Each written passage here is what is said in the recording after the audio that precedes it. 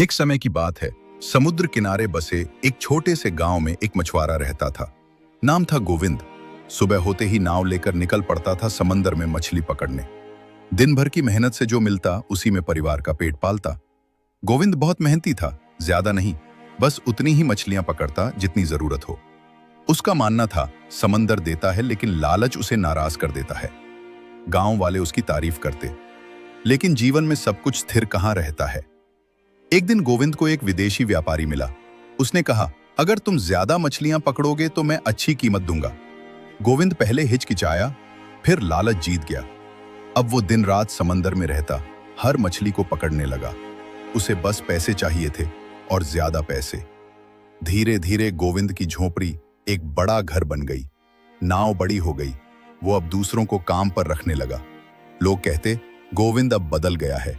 वो हंसता और कहता, गरीबी ईमानदारी से नहीं मिटती, चालाकी चाहिए। समंदर शांत नहीं रहता।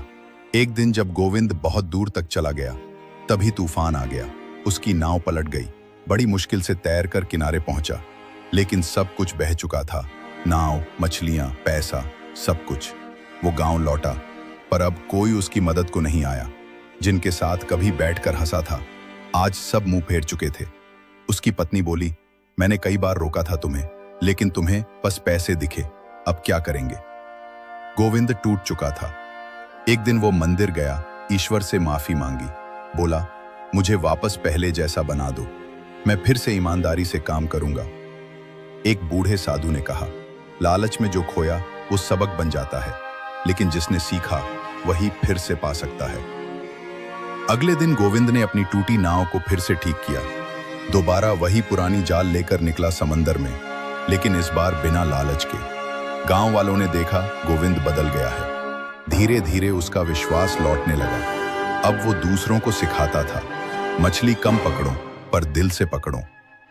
कुछ सालों में गोविंद फिर से खुशहाल हुआ। इस बार लालच नहीं, मेहनत और संयम की वजह से। उसकी कहानी अब गांव के बच्चों को सुनाई जाती।